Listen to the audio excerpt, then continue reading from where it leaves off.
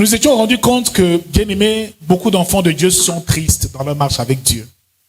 Parfois tristes à cause des attentes. On attend longtemps une bénédiction qui ne vient pas. Parfois triste à cause peut-être d'une situation difficile que nous traversons. Mais le Seigneur nous a fait comprendre que la clé qui nous permet de garder notre ciel ouvert, c'est la joie. Dis à quelqu'un, garde la joie. Que rien ne te sépare de l'amour de Dieu. De l'amour de Dieu manifesté en Jésus-Christ. Garde une joie parfaite et prends du plaisir à être dans la présence de Dieu. Alléluia. Bien-aimé, venir à l'église n'est pas venir simplement entrer dans l'assemblée et demander à Dieu tout ce qu'on veut, mais venir à l'église, c'est faire une rencontre avec son Dieu.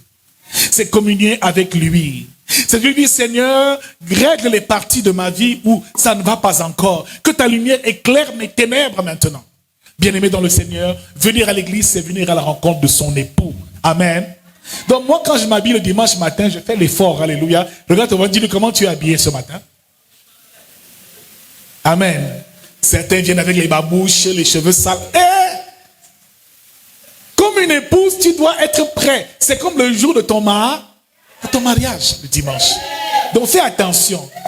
Mon frère, ma soeur, habille-toi bien et sois élégant dans ta tenue, dans ta présentation et dans ta relation avec notre Seigneur. Nous avons vu la dernière fois une des clés importantes pour la joie, le contentement. Et ce matin, Dieu veut que nous parlions encore de deux autres. Ce sont, je crois, les derniers que nous allons voir. Car voyez-vous, il est très important de comprendre une chose, c'est que nous n'appartenons plus à ce royaume, à la terre. Dis à ton frère, tu n'appartiens plus à la terre. Depuis le jour où tu es devenu enfant de Dieu, depuis le jour où le Seigneur t'a appelé, depuis le jour où tu as fait ta rencontre avec le Seigneur Jésus-Christ, mon frère, tu n'appartiens plus à la terre. Cela veut dire qu'il t'a fait sortir. Il t'a tiré du milieu du monde et t'a mis à part. Il nous a mis à part. Nous sommes des élus, des choisis, des disciples du Seigneur Jésus-Christ. Alors frère, vivre dans ce monde est difficile pour nous. Parce que ce monde n'est pas notre monde. Vivre dans ce monde est pénible. Parce que ce royaume n'est pas notre royaume. C'est le royaume de la terre. C'est ce qu'on appelle là le monde. Et voyez-vous dans Marc, chapitre 4, un peu plus loin à partir même du verset 10 à 12, Jésus est transporté sur le haut d'une montagne et le diable lui présente la terre et toute sa gloire. Mon frère, c'est le diable qui est le prince de ce... Donc toi, en tant que chrétien dans ce monde, tu n'auras pas de paix et de répit. Tu n'auras pas de joie tant que tu ne comprends pas que tu n'es pas du monde, bien qu'étant dans le monde. Cela veut dire quoi? Ton argent n'est pas ici dans ce monde. Étant ambassadeur de Christ sur terre, tu dépenses simplement du pays qui t'a envoyé en mission sur terre. Ton argent n'est pas ici. Cesse de courir après les postes, les petits business, mais regarde à Dieu. Regarde au royaume, car c'est dans ce royaume-là qu'il y a tout. La Bible déclare aussi, bien-aimé dans le Seigneur, que le royaume des cieux est forcé. Et ce sont les violents qui s'en emparent.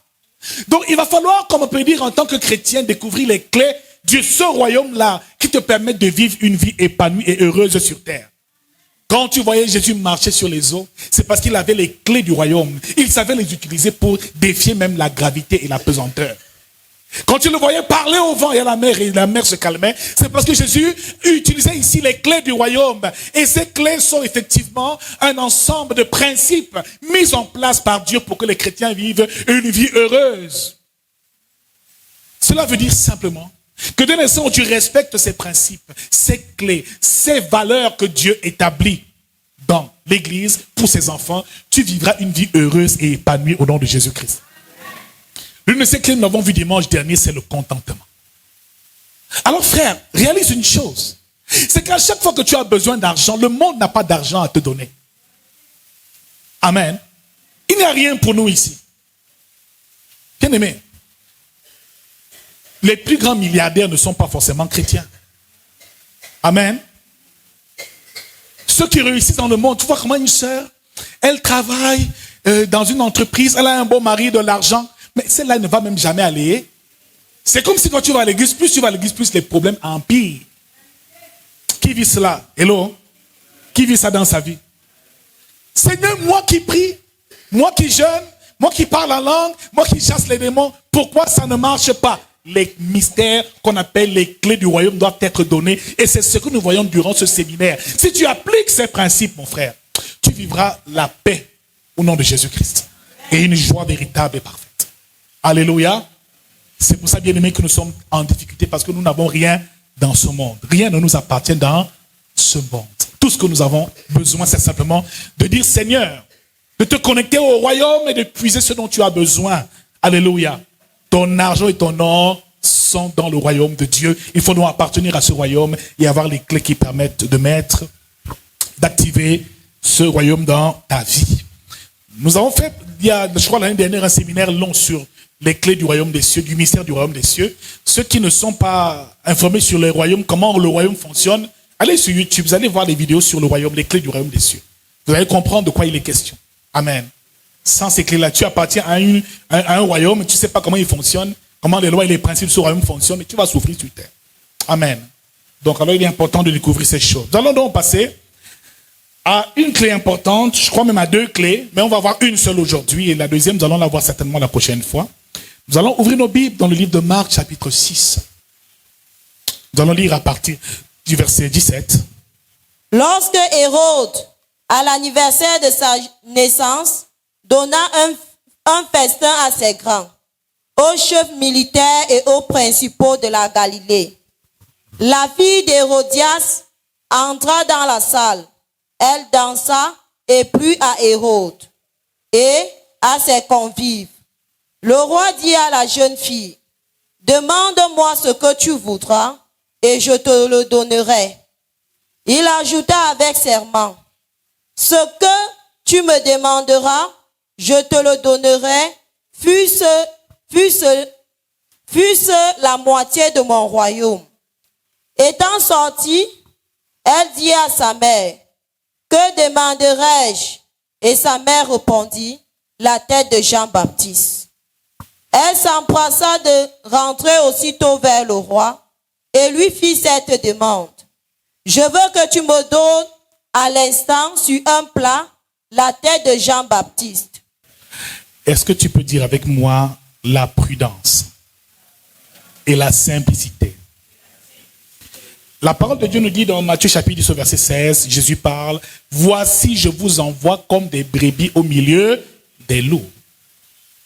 Soyez prudents comme des serpents et simples comme la colombe. » Dis avec moi, prudent comme le serpent. Et simple comme la colombe. Alors le texte de Marc chapitre 6 au verset 19, 18 à 19, jusqu'après au verset 24, 25, nous parle de la mort de Jean-Baptiste.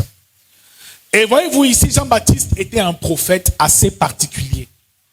C'est le même Jean-Baptiste qui a baptisé Jésus-Christ au Jourdain dans Matthieu chapitre 3 verset 17. Et c'est le même qui baptisait le peuple avant la venue du Seigneur Jésus-Christ. Dans Marc chapitre 1, au début même du verset, il dit qu'il est la voix. Il dit, voici, je suis la voix de celui qui crie dans le désert. Préparez le chemin du Seigneur et aplanissez ses sentiers. Jean-Baptiste est venu accomplir une œuvre avant la venue du Seigneur Jésus-Christ. Et il fallait qu'il accomplisse ce travail car il devait amener le peuple à la repentance et il devait les baptiser pour le pardon de leurs péchés et il avait une seule prédication, repentez-vous. Bien-aimés dans le Seigneur, Jean-Baptiste était un prophète, mais il avait le message le plus monotone de l'évangile. Sa seule prédication, c'était repentez-vous, frère. Un seul message, une seule parole peut te permettre d'avoir accès au salut. Tu n'as pas besoin de tout l'évangile. Un seul mot peut toucher ton cœur, te transformer et te sauver. Il le disait, repentez. Jean-Baptiste vivait au désert, dans un milieu hostile. Il se nourrissait de sauterelles et de miel sauvage et il avait des vêtements de peau de bête sur lui, des poils sur lui. Frère, cet homme certainement avec une grande barbe et des cheveux, n'importe comment. Je suis sûr d'une chose. C'est que si je viens ici ce matin avec les cheveux et un vêtement en poil de chameau, tu vas dire, papa, il y a quelque chose qui ne va. Mais Jean-Baptiste était un prophète. Un prophète qui n'a jamais fait aucun miracle. Il n'a jamais prophétisé sur quelqu'un. Il n'a jamais guéri un seul paralytique. Il n'a réveillé aucun mort, mais c'est lui qui a préparé le chemin du Seigneur et qui a introduit Jésus dans son ministère. C'était donc un grand homme parmi les fils des hommes. Frère, Jean-Baptiste était un puissant prophète. Mais la Bible nous fait comprendre dans ce récit qu'il a été saisi et il a été emprisonné. Dis à ton voisin, fais attention. Quelle que soit l'onction que tu as, quels que soient les dons que tu reçois, quelle que soit l'autorité royale dont tu es investi, on peut t'arrêter et te mettre comme mon ami Paul en prison, comme mon ami Pierre en prison, comme les disciples ont été fessés. Frère, réalise une chose, c'est que Jean-Baptiste a été saisi par Hérode. Et la Bible nous fait comprendre ici. Hérodias, qui était la femme de Philippe, le petit frère d'Hérode, Hérode l'a arraché, l'a enlevé, et Jean-Baptiste s'est mêlé de ces problèmes, de cette situation. Bien-aimé dans le Seigneur, Jean-Baptiste a commencé à dire au grand Hérode que tu as mal fait de prendre la femme de ton frère Philippe. Amen. Et là, Hérodias s'est mise en colère. Elle voulait une seule chose, c'était la tête de Jean-Baptiste. Bien-aimé, Hérodias me fait penser à Jézabel, qui voulait la tête du prophète Élie, qui lui-même a dû fuir au désert. Bien-aimé, ici, Jean-Baptiste se retrouve en ville, en train de dire des choses par rapport au roi et de décrire un certain fait, mon frère. Mais la Bible nous fait comprendre ici qu'à un moment, le roi a organisé une fête, Hérode. Et là, la fille d'Hérodias est venue elle s'est mise à séduire tout le monde. Le roi était aussi sur son charme. Et le roi lui dit, dis-moi ce que tu veux et je te le donnerai. Elle dit, ça tombe bien, donne-moi la tête de ce prophète. Voilà dans quelles conditions le grand Jean-Baptiste est mort. Mon frère, ma soeur. Parce qu'une prostituée, une paysanne, c'est-à-dire une courtisane, une femme de rien, a séduit des hommes, a demandé la tête d'un prophète qui a baptisé tellement de personnes, a amené des personnes à la vie éternelle comme il n'est pas possible. Ce jour-là, on a décapité Jean-Baptiste, on a mis sa tête sur un plateau. Bien-aimé, cela nous donne une leçon. Et quand Jésus nous dit soyez prudents comme des serpents, il faut comprendre qu'en tant que chrétiens, nous devons être prudents. Jean-Baptiste a manqué de prudence. Pourquoi Jean-Baptiste est mort? Pourquoi a-t-il été décapité? Le premier constat, c'est que Jean-Baptiste n'était plus là où Dieu l'avait envoyé. Sa place n'était pas en ville, en train de gérer les problèmes de la ville. Sa place était au désert, en train d'accomplir la tâche que Dieu lui a donnée. Bien-aimé, si tu es enfant de Dieu et que tu fais ce que Dieu ne t'a pas demandé de faire, tu risques d'avoir la tête coupée. Sois donc prudent. Quel que soit l'appel que tu as reçu, que tu sois évangéliste, docteur, pasteur, fais ce que Dieu te demande de faire et sois là où Dieu veut que tu sois. Et le diable aime bien cela, enlever les enfants de Dieu de leur poste, de leur rôle et de leur fonction. Sa mission, c'est de te faire quitter la bergerie pour te détruire et te frapper. Jean-Baptiste se retrouve en train de juger les affaires du roi. Ce n'est pas sa fonction et ce n'est pas sa place, mon frère. Et bien aimé, il a pris un grand risque. C'est pour ça que beaucoup de personnes, même dans le ministère, se fourvoient et font beaucoup d'erreurs. Tu as un don de pasteur, mais toi tu veux être prophète, tu veux être apôtre, tu veux être docteur. C'est pas ta fonction. Ne fais pas tout. Laisse à chacun selon son appel et ne sois jaloux du don de personne. Fais ce que Dieu te demande de faire et reste à ton poste et à ta place. Tant que tu es en train de jouer les fonctions que tu dois jouer, tu seras toujours protégé. C'est comme ça que le royaume fonctionne. Sois prudent et veille sur ta marche. Jean-Baptiste a donc été décapité, mon frère, parce qu'il a manqué de prudence. Dis à ton voisin, sois prudent. Prudent comme un serpent. Et nous comprendrons tout à l'heure la sagesse du serpent. Comprendre pourquoi Jésus nous demande d'être prudents comme des serpents dans ce monde. Bien-aimés dans le Seigneur, Proverbe 27, au verset 12, nous dit encore que l'homme prudent va voir le mal de loin et se cache. Proverbe 27, verset 12. L'homme prudent voit le mal de loin et se cache. Un homme prudent est un homme qui voit le mal de loin. Un homme prudent est un homme qui sait se cacher quand il faut et qui sait s'exposer quand il faut. Bien-aimé dans le Seigneur, la prudence donc c'est une capacité. C'est une capacité qui nous emmène effectivement à marcher dans une certaine sagesse. Être prudent, c'est veiller sur ses pas. Être prudent, c'est faire attention à sa marche. Être prudent, c'est demander le conseil de Dieu dans toutes choses. C'est être à la place où il faut, ou à l'endroit où il faut, et au moment où il le faut. Bien-aimé dans le Seigneur, le principe de la prudence en spiritualité est très important.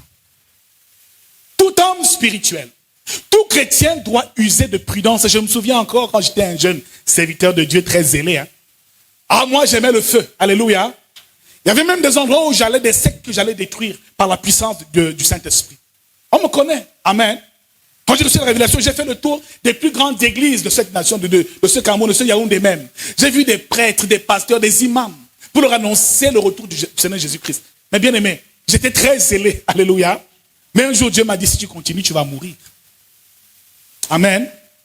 Dieu m'a dit, si tu continues, tu vas mourir. Bien aimé, c'était si fort que lorsque tu me disais seulement que tu avais un patron qui te dérangeait, qui était dans des pratiques occultes, je me préparais pendant une nuit. Le lendemain, j'arrive dans ton entreprise. Si le patron est là, tous les pouvoirs qu'il a sur lui sont totalement détruits et anéantis. Amen. C'était terrible. J'arrivais dans des entreprises, même dans des restaurants, je m'assieds. Les gens fuyaient parce que l'onction était tellement bien aimée dans le Seigneur. Jusqu'au jour où Dieu m'a dit, fais attention et sois un peu plus prudent parce qu'il y a des personnes qui te recherchent et tu vas mourir. Il m'a dit, reste caché. Mon frère, tu es serviteur de Dieu, tu es enfant de Dieu. Parce que tu donnes 1 ou 2, 3 prophéties, tu commences à porter le titre de prophète, tu auras des batailles de prophètes. Le diable ne va pas te louer. Il faut être couvert, avoir une bonne couverture pour exercer le ministère. Bien aimé, la prudence, c'est partout, même dans les paroles qu'on prononce. Dans nos amitiés, dans nos rencontres. Il faut être un homme prudent. Et un homme prudent, c'est un homme qui sait écouter les conseils et les recevoir et les mettre en pratique. Dieu a lui aussi des conseillers. Il y a un conseil de Dieu. Amen. Vous pensez que les vainqueurs de Hélas, c'est quoi leur rôle et leur travail? C'est de conseiller. Amen. David n'a pas une bataille sans recevoir les conseils de Dieu. David avait un conseil, comment? Achitophel. C'est lui qui instruisait David sur les grandes techniques pour qu'il gagne les batailles. Mon frère, quand Dieu ne valide pas quelque chose, ne te lance pas. Toute personne prudente doit savoir une chose, que le serpent, lui, il sait. C'est qu'on ne démarre une bataille, il déclenche une guerre que lorsqu'on peut la remporter. Alléluia. Ne fais jamais un combat que tu ne peux jamais remporter. Le serpent, quand il se lance sur sa proie, il remporte la bataille parce qu'il évalue d'abord les risques qu'il encourt. Mon frère, soyons donc prudents dans notre marche. Et quand le Seigneur Jésus-Christ, dans le livre de Matthieu, chapitre 10, au verset 16, nous dit encore, je vous envoie comme des brebis au milieu des loups. C'est parce qu'il sait, Jésus sait dans quel monde nous sommes. Il sait que dans ce monde, il y a des loups ravisseurs. Il sait que dans ce monde, le diable opère, Satan opère, ses esprits opèrent. Il leur dit donc, pour pouvoir résister dans ce monde-là et être toujours en joie, il faut une première chose, la prudence. Une deuxième chose, la simplicité. La colombe est très simple. Alléluia. Elle n'a pas plusieurs couleurs comme d'autres oiseaux. Elle est blanche, la couleur de la pureté. Mais le serpent, lui, sa qualité première, c'est la prudence. Un chrétien qui veut aller loin avec le Seigneur doit être prudent. Je me souviens une femme m'a appelé une fois, elle me dit, homme de Dieu, il y avait beaucoup de choses que je faisais, j'étais principalement dans la délivrance. C'était mon ministère vraiment de base, délivrance, prophétie. Le Seigneur m'utilisait beaucoup dans ce domaine-là. Alors, j'avais fait une soirée de prière où j'avais prié pour une femme qui était habitée par un esprit, l'esprit de prince de ce monde, le démon, le diable lui-même est venu en personne. Et là, quand elle est partie, j'ai eu des retours terribles. Un peu après ça, une femme m'invite, elle me dit, homme de Dieu, vraiment, il faut venir prier chez moi. Et tout. Vraiment, mon mari n'est pas clair, il n'est pas simple pour venir déloger ces choses et tout. J'ai dit, ok, je vais venir. J'étais plein de zèle. Mais bien aimé, elle m'invite au quartier général, dans la maison où elle vit avec son mari et ses enfants. N'est-ce pas, je suis zélé. Je prends le jeûne, je suis équipé. Je me remplis l'onction propre. Cette fois, le diable aura affaire à moi. Alors j'arrive. On commence la nuit de prière à partir de 23h minuit. Elle dit, mon mari a même voyagé. Viens, papa, tu peux déjà venir. J'ai commencé la prière, j'ai pris autorité, j'ai commencé à oindre à partir de 1h du matin. Son mari commence à appeler avec insistance. Tu es où? Vous faites quoi chez moi? Vous voulez gâter mes choses? Elle dit, mais qu'est-ce qu'il y a? Il faisait chambre à part. Donc elle m'a fait entrer dans la chambre secrète de son mari qui était un haut gradé dans les loges. J'ai vu tous ses attributs. Ma simple plaisance, l'onction qui a été relâchée, le Seigneur agit puissamment chez lui. Le type, il était en déplacement, il est revenu à 3 heures du matin avec son armée. Tu es prophète, n'est-ce pas? Tu es homme de Dieu, n'est-ce pas? Tu as l'onction, n'est-ce pas? Alors j'étais en train de parler en langue, de prier. Oh, rends grâce à Dieu pour ce ministère, Seigneur. Les enfants disent Alléluia. Dès qu'on a dit pip, pip, tout le monde a décalé. Dès qu'il a fait pip, pip, tout le monde a décalé. Les enfants sont allés se cacher sous les lits. On n'est pas là. On n'était pas là. Je me retrouve au salon avec ma bouteille d'huile d'olive tout seul. Je me rends compte qu'on a déjà détaché les chiens.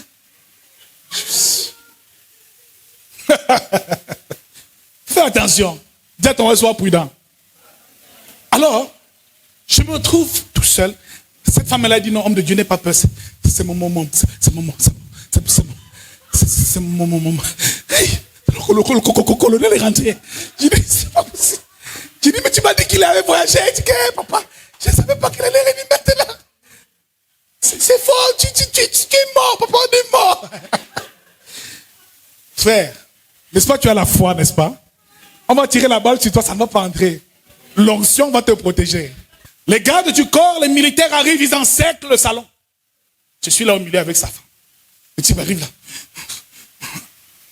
Très nerveux. Il va dans son salon rouge, il s'assied. Il ouvre une bouteille de whisky. Il commence à boire. Blou, blou, blou. Il me regarde.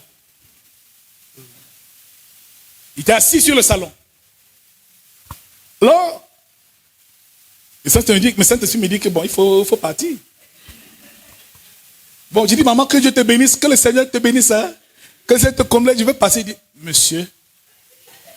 Il dit, monsieur, venez ici. Hey! Saint-Esprit de Dieu. À ton voisin, dis à ton voisin, tu vas le faire comment? Tu es trop fort, n'est-ce pas? Amen. Tu vois où le zèle m'a conduit? Je me retrouve là. Je dis, oui, monsieur. Je me retourne, j'arrive. Il sort le PA, l'arme. Il arme son fusil, pose. Il me dit, venez ici. Je dis, oui. Je dis, monsieur. N'est-ce pas, tu gueulais tout à l'heure? Tu chassais les démons tout à l'heure? Mon frère, il y a des démons redoutables. Hein? Tu es prophète, le démon du loyer, le loyer à la fin du mois, c'est un démon redoutable. C'est un démon qui peut te chasser. Le seul démon pour le chasser, c'est l'argent qu'il faut. Ton bailleur, tu ne peux. Mon frère, même si tu es bishop, tu vas payer ton loyer, mon ami. Ces démons-là, tu parles en langue, le bailleur ne va pas t'écouter ça. Alléluia. La facture de courant d'électricité, tu t'amuses, on vient te couper le. Quand les gars de la sonnerie arrivent, commencent à parler en langue. Ils n'entendent pas. Et Néo n'entend pas ça. C'est des démons très redoutables. Qui mettent même au sol les pasteurs. Alors ici, je suis donc là, j'arrive et je m'approche du monsieur. Entre-temps, je suis en train de parler en langue. Holy Ghost, oh Saint-Esprit, Seigneur Jésus, sois avec moi. Les chrétiens là, vous êtes trop forts dans les églises ici. Hein. On est trop forts dans nos églises ici. Tu vas la sœur parler en langue, un petit démon, comme elle va se mettre à fuir. Le type a pris l'arme, cette arme était chargée. Il a armé le fusil, il avait sa bouteille dans le corps, l'armée, il était assis. Il me dit, asseyez-vous. J'ai dit, ouais, merci.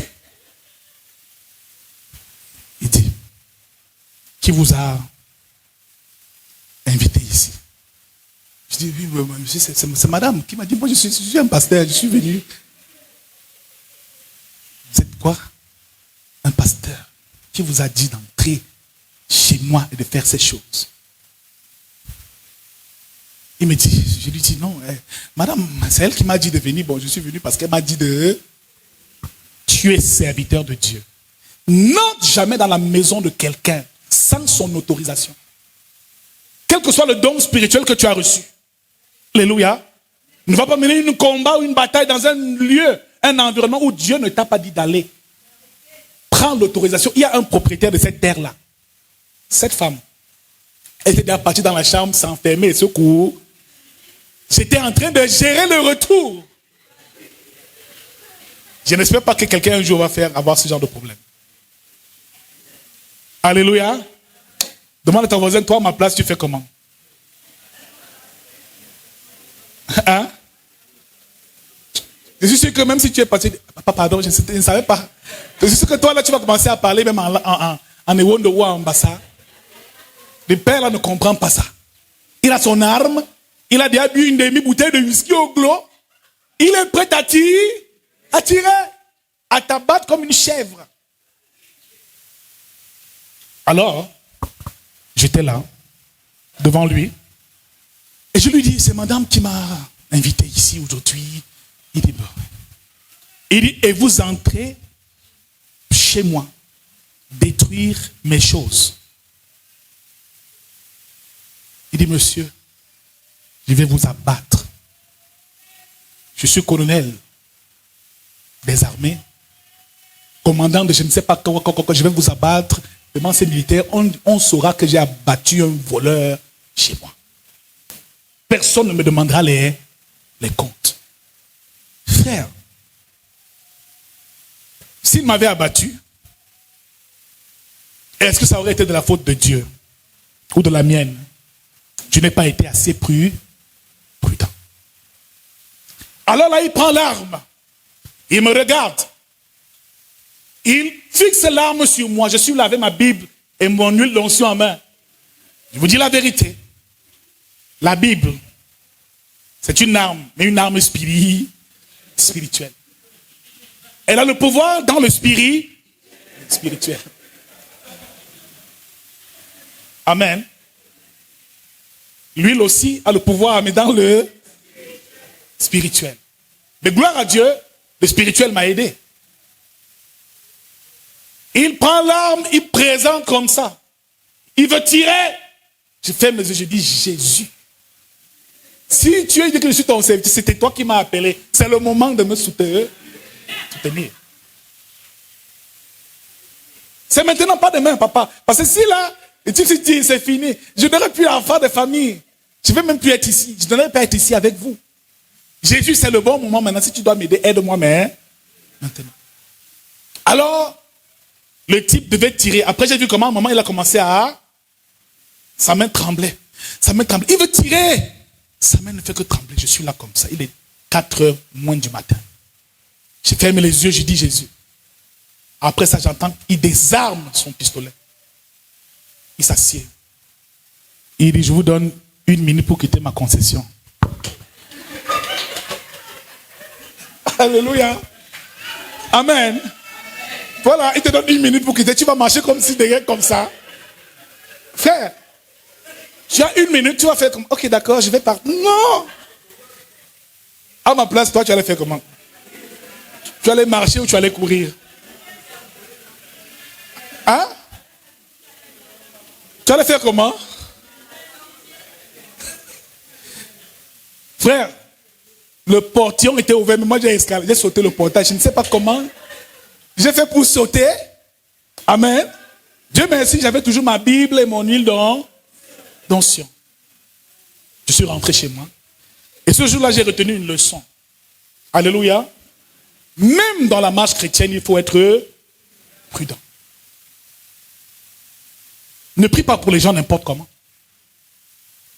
Il y a eu des cas, tellement de cas dans mon ministère. Quelqu'un vient là, c'est une sorcière, il vient là. Si tu ne le discernes pas, tu es foutu. Tu vas prendre une charge qui va te dépasser. Avant de toucher quelqu'un, ne te presse pas. Check d'abord la personne et la révélation de l'esprit, que l'esprit de Dieu te dise, vas-y, et te donne les instructions. Ce n'est pas un jeu. On ne blague pas avec les choses de l'esprit. Amen. On ne s'engage pas dans des batailles qu'on ne peut pas remporter. Et si on veut se lancer, il faut être encadré. Alléluia. Alors c'était là le problème de Jean-Baptiste. Il n'a pas été prudent. Le prophète Élie même a fui au désert. Jézabel l'a fait fuir. Jésus même à un moment de sa mission a été obligé de fuir. Parce que son heure n'était pas encore à... Et il leur dit à ses disciples, si vous allez dans une ville, et qu'on vous persécute, fuyez dans une autre. Ça aussi, c'est la prudence. C'est la prudence que Dieu nous recommande d'avoir en toute situation. Alléluia. Alors il dit, soyez donc prudents. Comme des serpents et simples comme des colombes. Alléluia. Parce qu'il s'est rendu compte d'une chose, c'est que le serpent, qui certes est un animal parfois mythologique, un animal qui a une mauvaise presse dans l'imagerie populaire. Un serpent, c'est un serpent, c'est un animal qui n'est pas du tout apprécié. Qui aime les serpents ici? Quand tu en vois un, ton premier réflexe, c'est quoi? Amen. Quand tu vois le serpent, ton premier réflexe, c'est quoi? C'est fuir. D'autres, c'est quoi? Tuer et manger. Mais quand tu vois d'autres animaux, parfois tu dis, oh là là, cet animal est beau, le chien là est beau et tout. Mais le serpent, lui, quand on le voit, on veut seulement... Mais Jésus, ici, veut nous donner un conseil important dans notre marche avec Dieu. Il dit, soyez prudents comme des serpents. Parce qu'il s'est rendu compte que le serpent a une certaine sagesse, malgré le fait qu'il ait été maudit au jardin d'Éden. Amen. Moïse, son bâton s'est changé en serpent. Le peuple a été guéri au désert par le serpent d'airain. Donc en réalité, le serpent est certes maudit, mais il a aussi des qualités. Et ici, la qualité principale du serpent, c'est la prudence. Mon frère, et nous avons donc dans ce monde comme des brebis au milieu des loups. Donc réalise que tu es une brebis et que nous sommes des brebis. Qu'est-ce qui se passe? La brebis compte sur le berger. Et Jean chapitre 10, verset 10 nous dit encore que le voleur ne vient que pour dérober, égorger et détruire. Alléluia. Mais moi je suis venu afin que mes brebis aient la vie et soient dans l'abondance. Un peu plus loin, il dit, mes brebis entendent ma voix, je les connais et elles me suivent. Mon frère, pour résister dans ce monde, il faut que tu appelles le Seigneur qui est le bon berger pour qu'il te conduise. Quand la brebis est en difficulté, elle crie et le berger accourt. Amen. Alors qu'est-ce qui se passe ici? Il dit donc, soyez prudents comme des serpents. Nous allons voir, avant de nous séparer, quelques caractéristiques du serpent. Parce qu'ici, en spiritualité, on parle ici du symbolisme.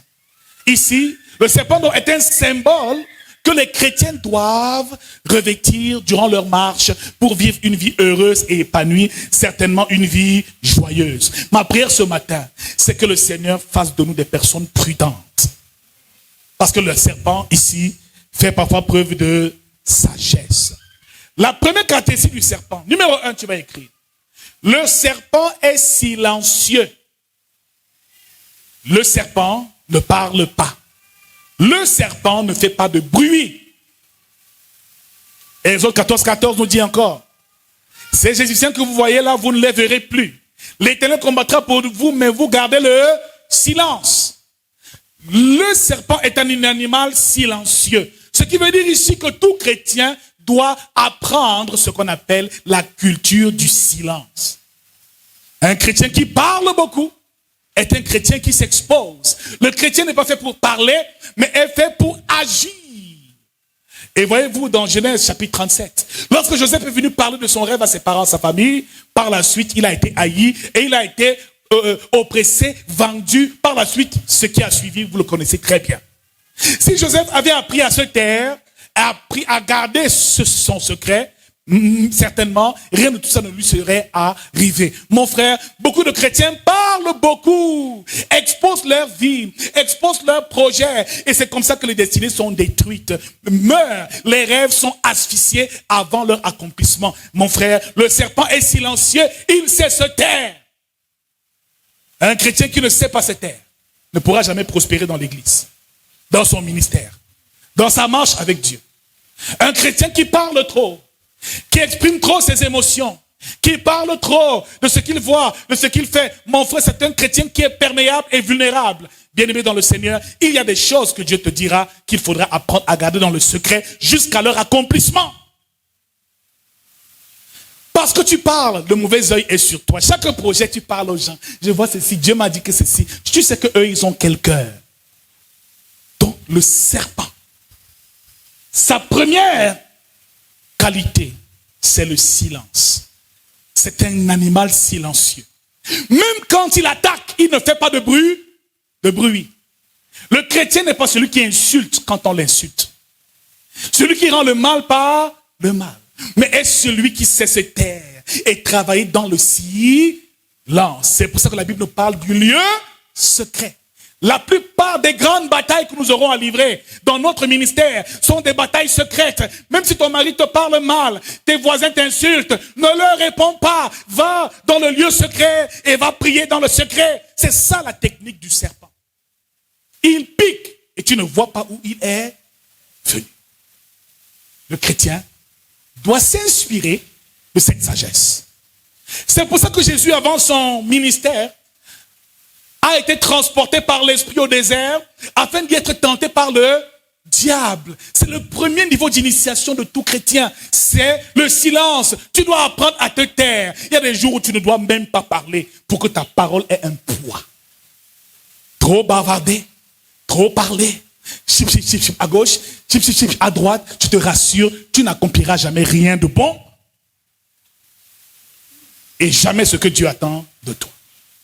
Alléluia. Deuxième chose, le serpent est discret. La discrétion.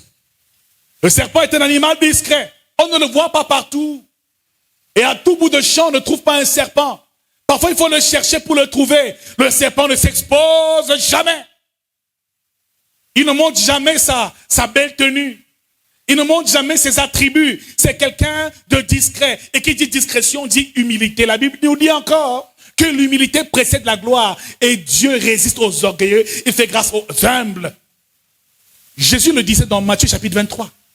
À partir du verset 6, lorsqu'il parlait aux pharisiens, il les traitait d'hypocrites. Vous aimez porter des longues franges, vous baladez dans les places publiques, avoir les premières places dans les synagogues. À cette époque-là, Jésus parlait des pharisiens qui aimaient les grandes places. Ils aimaient être vus, ils aimaient les honneurs. Un chrétien est discret, il n'aime pas les honneurs. Il ne cherche pas les titres et les postes dans l'église. Il sert le Seigneur. Il est un esclave de Jésus-Christ. C'est ça qui nous caractérise. C'est encore là la sagesse du serpent, la discrétion et l'humilité. Il va plus loin en disant, le plus grand parmi vous sera le serviteur des autres. Et il dit, quiconque s'élèvera, Dieu lui-même l'abaissera. Et quiconque s'abaissera lui-même, Dieu l'élèvera. Jésus lavait les pieds des disciples, pas parce qu'il voulait trop les laver, mais parce qu'il savait que le fait de le laver et marcher dans l'humilité, c'était le seul moyen d'entrer dans la gloire. Alors, nous qui aimons les grandes places, les grands titres, les grands postes, les grandes fonctions. Nous qui ne marchons pas dans la discrétion, qui nous exposons très vite. Et là, je me souviens encore, à l'époque, j'étais encore très naïf. Un aîné m'a parlé, m'a dit, fils, vraiment, je te vois sur les réseaux sociaux, il me dit, c'est encore très tôt. Je ne l'avais pas compris.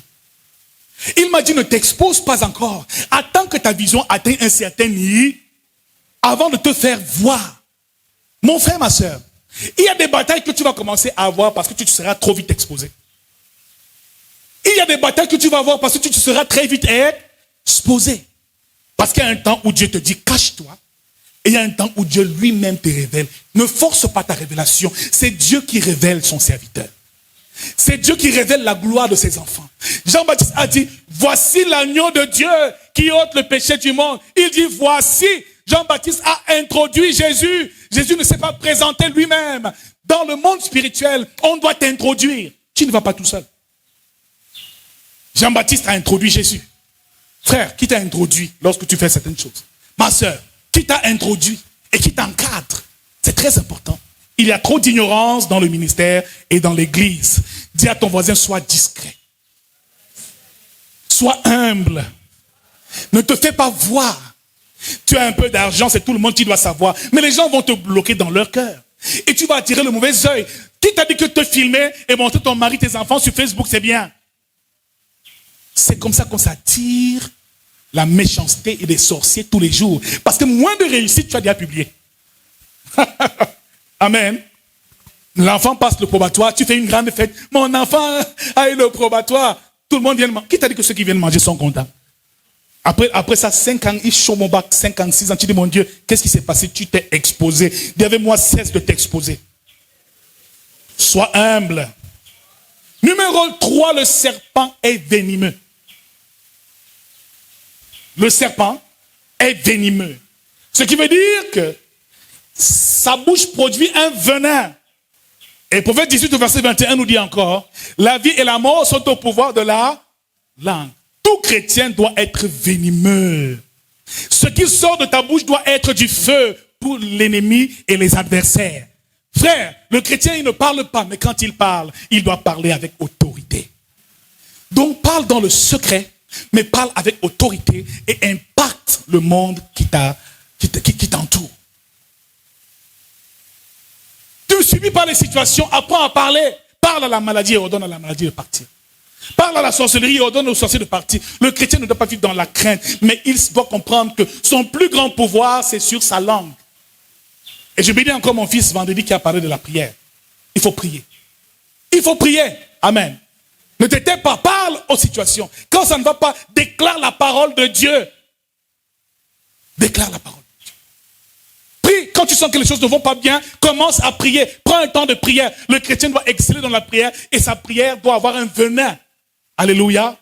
Ça doit être du feu.